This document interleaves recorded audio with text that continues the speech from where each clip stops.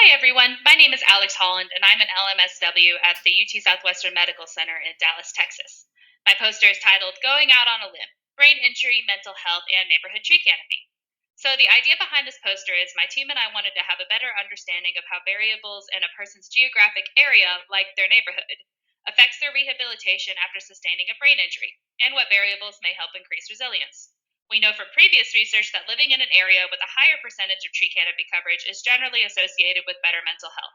We also know that individuals who have sustained a brain injury are at an increased risk of developing mental disorders like depression and anxiety. So, we want to understand the relationship, if any, between mental health after brain injury and the tree canopy coverage of that person's neighborhood. So I'd started with a literature search to look into what's been done in this area so far and actually found zero articles related to the combination of brain injury, mental health, and tree canopy. I then expanded the search to include studies that looked at tree canopy and mental health or brain injury, and 8 studies met my inclusion criteria. However, of those 8 studies, none talked about brain injury. Of those 8 studies, 6 found positive mental health benefits associated with increased tree canopy coverage. One study found that tree canopy coverage was not associated with mental health care expenditure.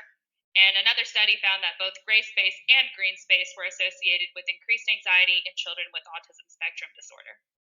So, based on the results of this literature study, not a lot of work has been done in this area. And so, my team proposes to um, pretty much be the first to look at the intersection between neighborhood tree canopy coverage, mental health, and brain injury. The study will examine the interaction of these variables with other variables, including ethnicity and socioeconomic status. It will be located in Houston, Texas, and our goal is to contribute to the knowledge base and inform equity efforts and policy. This issue is relevant to social work because not only are persons with a brain injury at an increased risk of adverse mental health effects, but there are also disparities in both neighborhood tree canopy coverage as well as mental health outcomes after brain injury related to race and ethnicity. One of our ethical principles in social work is to challenge social injustice, which extends to ecological problems like unequal access to tree canopy. If increasing tree canopy can increase resilience and equity in outcomes after brain injury, then we as professionals want to do all we can to increase tree canopy coverage, especially in underserved areas. Some ways that we can do that are advocating for equity in green space at the local and state level, educating yourself on the intersection of environmental justice and historic and current oppression, educating your clients on the benefits of tree canopy coverage in their area, advocating for tree canopy equity in medical contexts, and finally, increasing research and knowledge in this area, which is what my team is proposing to do here. Thank you very much for listening to my presentation. This poster is to explain the connection between air pollution and asthma. Air pollution is currently unavoidable and is the contamination of air due to harmful substances in the atmosphere that are detrimental to human health and the planet as a whole. The majority of air pollution stems from energy use and production. Asthma is a chronic lung disorder that causes episodes of labored breathing, wheezing, coughing, and chest constriction. Respiratory mucosa is what prevents contaminants and pathogens from entering our lungs. However, air pollution decreases the production of this mucosa. This can induce asthma symptoms, make existing symptoms worse, or increase asthma-related hospitalizations. External pollutants found in the air throughout the environment, both inside and outside, can cause harmful effects on the respiratory health of individuals. Air pollution can cause asthma in individuals who would not otherwise have it, and although there are treatments to help the onset of symptoms, there is no cure for this condition. If asthma goes untreated, the respiratory illness can cause more health complications throughout the body. Statistics have shown that there are estimated to be over 1.85 million children annually diagnosed with asthma. The rates of asthma for BIPOC children in low-income families were found to have the highest rates of asthma. As shown in the picture, pollution exposure by population from 2003 to 2015, Latinx Americans are exposed to 63% more pollution than they produce, while non-Hispanic white Americans are exposed to 17% less pollution than they produce. In order to work together to make a change in air pollution and its effects on asthma in children, it's important to advocate for adequate living conditions in areas with large BIPOC populations, to provide information to communities about air pollution and ways to mitigate exposure, and to organize advocacy groups to push for legislation and policies aimed to protect children and families from exposure to harmful air pollutants. All individuals, regardless of race, income, or ethnicity, should be equally involved and considered in the creation of environmental policies and education initiatives to ensure everyone has a high quality of life. My name is Toby Langsam, and I'm presenting on behalf of my group. We believe that social workers are uniquely prepared and positioned to step into conversations about green spaces with the ability to understand the intersection of health, environmental justice, and social justice. Know that there is no single universal definition of green space. It can be open space, it can be recreational space, it could be public, private, natural, built. And there are many physical effects of green spaces. These effects are found through three different pathways: individual, physical, and social. With the individual perspective, individuals engage in a more healthier lifestyle, enhance physical activity. They have reduced stress and improved mental state. With physical environment, there's improved air quality, decreased noise, temperature regulation, improved water quality, optimized exposure to sunlight. And then with the social environment, that's where social workers can really come in. So there's changes in living expenses, enhanced beauty and quality of neighborhood, changes in safety issues, social cohesion, interaction, and participation, and pro environmental behaviors. So, with the notion of enhanced beauty and quality of neighborhood, that kind of makes us think about gentrification, and actually a term called green gentrification, which happens when green initiatives bring forth newer and affluent individuals. In those spaces, for green gentrification, long-term residents have a tendency of not feeling welcomed in the new created spaces that were actually supposed to be beneficial to their physical health.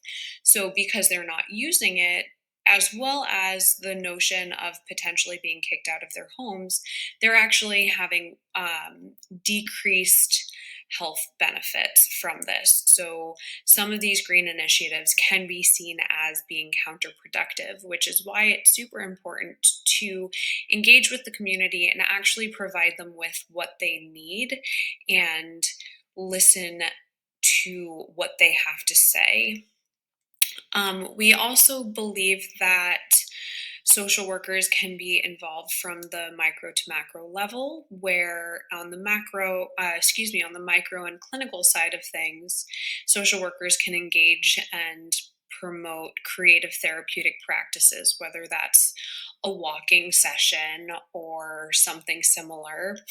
But also understanding the research driven backing to what actually works and why it should work, and how we can promote those new programming or initiatives. So, thank you very much and enjoy your day.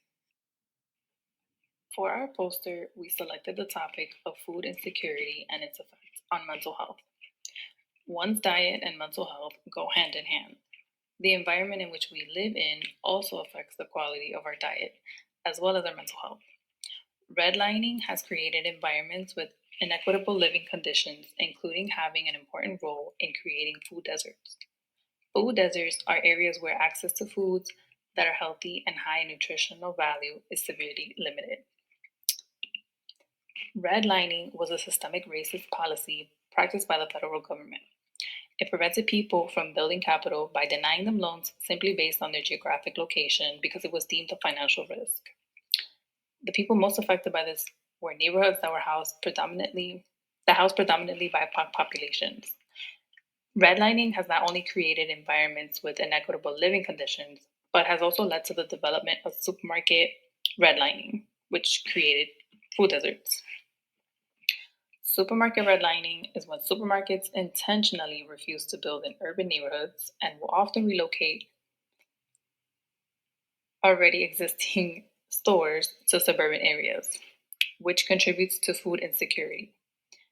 Individuals in low income, densely populated neighborhoods have more access to cheaper food options that are usually highly processed and lack nutritional value.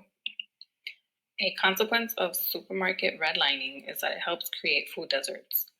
Food deserts promotes food insecurity. Food insecurity is a psychological stressor that affects people both physically and mentally. Because of the lack of resources available to low-income families, they are forced to eat cheap and readily available foods with little to no nutritional value.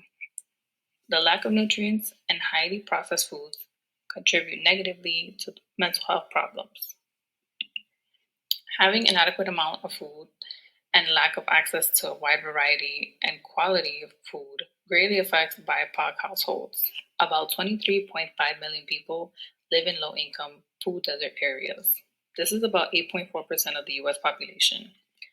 Studies have shown that the lack of accessibility and affordability of nutritionally dense foods leads to psychological anguish, which includes shame, depression, anxiety for those who live in redline districts. Redlining has led to a disproportionate amount of the BIPOC population inhabiting impoverished environments, creating barriers and challenges that contribute significantly to the deterioration of their physical and mental health. As social workers, we have a call to action. On a micro level, we as social workers can partner with our clients and provide psychoeducation on how the quality of food affects their mood and their mental health. On a meso level, social workers can promote grassroots organizations and partner with community stakeholders. Welcome to Group 1's Environmental Concerns in Parks and Playgrounds by Vanessa Barron, Christopher Brody, Samantha Campbell, Annie Gregoire, Somali Roberts, Mandeep Sarma, Shakiria Slater, and Fabia Smith.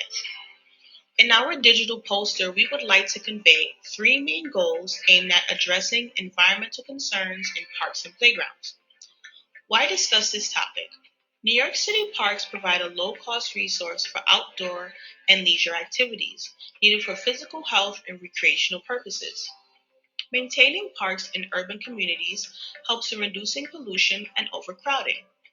In lower-income neighborhoods with primarily minority populace, our research indicates various parks observed to be poorly maintained with very little maintenance. A study of parks in New York City noted that although there may be more parks in lower income neighborhoods, there are fewer park acres compared to in higher income neighborhoods. Parks in lower income neighborhoods are often observed to have higher crime rates and obscene activities such as drug usage. Our first goal is to encourage conversations in vulnerable neighborhoods about park neglect and related issues around this problem. Parks and recreation agencies must continue conversations to address the disparity of access issues of parks in low-income areas versus high-income areas. This will continue prompting more effective ways to meet the recreation needs of those in low socioeconomic communities. Distributing posters such as ours are helpful in expressing concerns noted in our communities. Our second goal is to provide interactive and practical information to community members regarding the latest developments and expert advice about park conditions, local and federal funding, and the impact park pollution has on neighborhoods. We will encourage conversations in professional settings to mobilize solutions such as additional federal dollars to New York State park agencies and updated park designs with new structures. Coalitions will begin with active communication with influential figures in each town, including school board counselors, church leaders, and community members. The maintenance of parks requires fiscal assistance, which many lower income minority demographics do not possess because of low tax revenue, anti poverty programs, education, and basic communal needs. Funding to the New York City Parks Department is needed. The third and last goal is to increase efforts to uphold the significance of park maintenance to all community members. Prioritizing park makeovers, landscaping, and creating more recreational areas for children and families will attract community members by creating a visual aura of community wellness and safety, and will over time improve the social environment. In some low-income communities, park and recreation agencies are now working to eradicate gangs and gang violence and other unsafe factors to make parks a safer place in urban communities. They have done this through innovative programs that make parks and other facilities more vibrant and sustainable. By focusing on environmental issues related to poverty in public parks, social workers can advocate for a safer, cleaner, and environmentally friendly public park in every community. Improving health and physical benefits such as leisure and recreational for all supports the health and well-being of every New Yorker. Regardless of race, ethnicity, or low or income level, people may feel safer and enjoy positive community efforts if they are able to trust each other, have similar values, and would intervene on behalf of one another. We are all New Yorkers.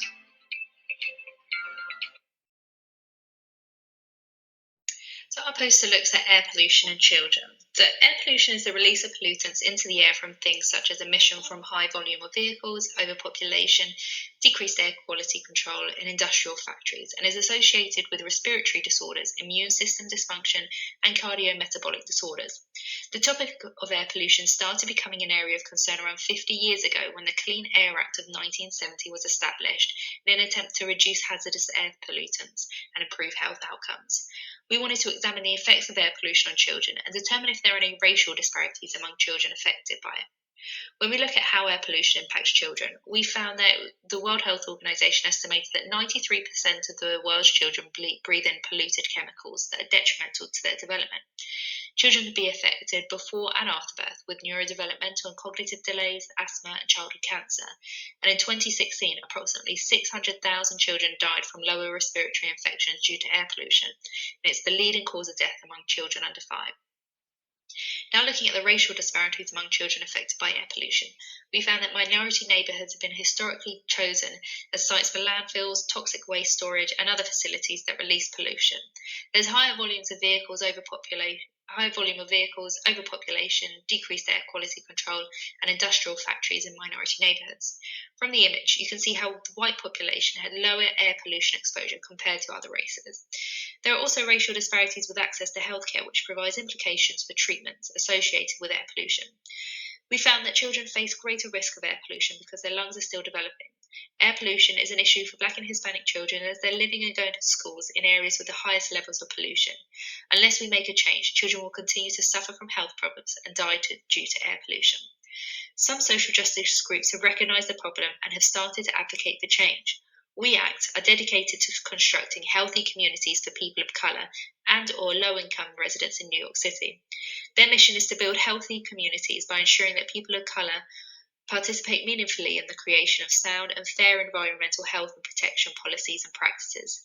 As social workers, it's vital that we advocate for cleaner air for those who are disproportionately at risk by supporting individuals who are harmed by air pollution, become involved in social action groups such as We Act, and advocate for policy change to decrease air pollution exposure. Agencies promoting change in this area include Mums Clean Air Force, Earth Justice, Union of Concerned Scientists, Coalition for Clean Air, Global Action Plan, Little Ninja, World Health Organization, and the World Economic Forum. Some influencers who are also creating awareness in the field include Dr. Shelley Miller, Jeffrey K. Smith from Environmental Health Solutionists, Tim Smedley Sustainability.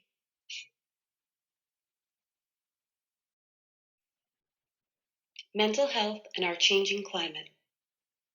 Climate change plays a huge role in our mental health, and many don't realize the necessity for change when it comes to legislation. The National Climate Emergency Act of 2021 would require the President to declare a national climate emergency, ensuring that the federal government invests in public health, in preparation for and in response to increasingly extreme climatic events, and to mobilize resources to address health impacts of our environment, especially in areas and populations at higher risk. Empirical studies suggest that race, in comparison to socioeconomic status, is the strongest predictor of environmental exposure. It is unfortunate that populations that least contribute to the climate change issues are the populations that are most affected by it. There are many ways in which climate change affects individuals. PTSD, depression, general anxiety, and suicide all tend to increase after a disaster. Following Hurricane Katrina, 1 in 6 people met the diagnostic criteria for PTSD, and 49% of people living in an affected area developed an anxiety or mood disorder, such as depression. Climate change-induced disasters have a high potential for immediate and severe psychological trauma from personal injury or death of a loved one, damage to or loss of personal property, pets, and disruption in or loss of livelihood. It is evident that all of these things greatly contribute to having a negative impact on our mental health. Chronic distress results in a lowered immune system response, leaving people more vulnerable to pathogens in the air and water and at greater risk for a number of physical ailments. It goes without saying that these physical ailments also contribute to negative impacts on our mental health. In the chart depicted, it shows how low income and women over men are at greater risk for the effects of climate change in regard to mental health issues. Looking forward, President Biden's executive orders have begun to tackle the climate crisis, and in effect has formalized the administration's commitment to the cause by directing federal agencies to develop policies and programs that address the disproportionate climate impacts on disadvantaged communities. The time to act is now. Thank you for your time. Climate Change, Seniors and the 21st Century by Alvan Bamber, Angelina Picalco, Camilla Livingston, Janelle Callie, Jamie Maloney, Lucinda Jones, Nicholas Simons, and Olivia McDowell. Environmental climate change impacts the well-being, socio-economic status, and safety of elderly adults by quickly depleting their resources, according to the World Bank article of 2022. We came up on our conclusion based on the articles and educated hypothesis theories we obtained from Adelphi Library, socialworkers.org, and other website sources. Key terms we use to find reputable research resources, including climate change, social workers, climate change, seniors, and older adults. The threat of climate change has the capability to give rise to large-scale drought, increased occurrence of diseases, scarcity of water and food, rising sea levels, and a surge in extreme weather events.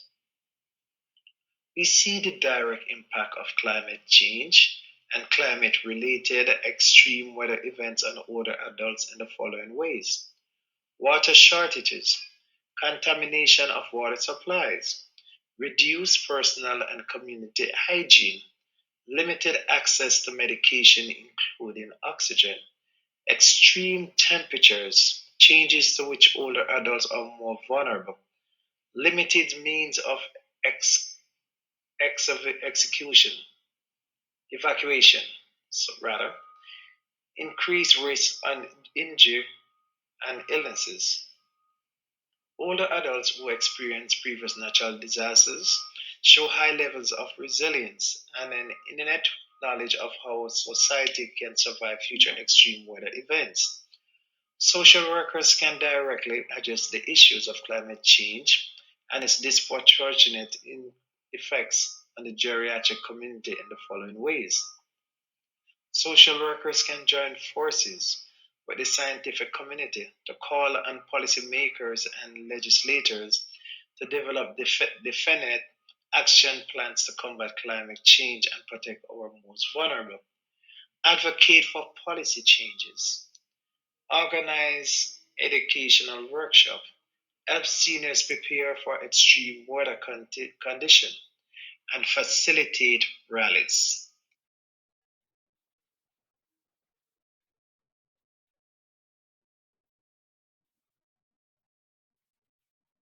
The fight for environmental justice is one that requires collaborative efforts on many fronts. It is particularly important to address environmental justice now through a proactive approach because of the impacts climate change has on overall mental health. Climate change is caused by the greenhouse effect from the human consumption of fossil fuels. Heat becomes trapped in the Earth's atmosphere, and that is how global warming begins. Climate change has adverse effects on human health in general. However, it is a major stressor for psychological well-being as well. Climate change has been known to be directly correlated with mental health conditions and disorders such as PTSD, and it also increases the overall risk for suicidality. The advance for environmental justice began during the 1960s along with the civil rights movement. It brought attention to public health dangers for individuals, families, and communities, and primarily those of color. The first action ever taken by a broad-based organized group to oppose environmental justice was embodied through the Memphis sanitation strike of 1968. There, African American sanitation workers advocated for fair pay and better working conditions. Those that are most affected by climate change are people who suffer from socioeconomic inequalities. Populations most impacted include, but are not limited to, people of color, indigenous people, children, older adults, people with disabilities, and pre-existing health conditions. As a result, these different groups of people are most susceptible to experiencing mental health signs, symptoms, and conditions such as trauma, substance misuse, behavioral problems, cognitive deficits, anxiety, depression, PTSD, vascular dementia, and even schizophrenia. Not only are these vulnerable populations at risk for short and long-term mental health conditions, but climate change has impacted many others' mental health statuses in other ways as well. People have lost their homes and jobs, unable to sustain their own livelihoods. And because of the general feeling of hopelessness, denial, sadness, and anger, many feel powerless, that they cannot make any changes and avoid real solutions. According to a recent study, statistics show that children are 4 times more likely to have depression at the age of 18 if they had been exposed to polluted air at the age of 12. While air pollution and other environmental hazards pose a threat to our mental health, healthy environments can lead us to feeling better and has a curative effect. In order to treat mental health concerns caused by climate change, as social workers, we must take a proactive approach to fighting for environmental justice. This requires a multifaceted technique that includes an emphasis on mental health equity, an issue exacerbated by climate change. Grassroots advocacy, not only at the local level but at the state and national spheres as well, will provide quality mental health services and amplify the voices of those in need. All in all, social workers must collaborate with individuals, families, and communities so that the mental health needs of the nation's policymakers, constituents can be addressed in the most marginalized communities. Air pollution is one of the largest threats to a child's health. In fact, air pollution accounts for 1 in 10 deaths in children under 5 years old and is one of the leading causes of respiratory diseases such as bronchitis, pneumonia, and asthma among children ages 1 to 14 years old. Several research studies have also shown that air pollution can be linked to a higher rate of depression and bipolar disorder in children. Additional research shows that there is a strong correlation between geographic location and increased death rates from chronic illnesses. Understanding this shows that there is a strong connection between air pollution and oppression. The places in which people live, work, and play can contribute to the development of adverse health outcomes. There are recorded differences of air and water quality in urban and rural areas. Understanding the difference between rural and urban areas highlights the impact of air quality for children residing in these areas. Additional research indicates that children who live in poor minority populations are more likely to be exposed to harmful toxins and more pollutants than children living in wealthier populations.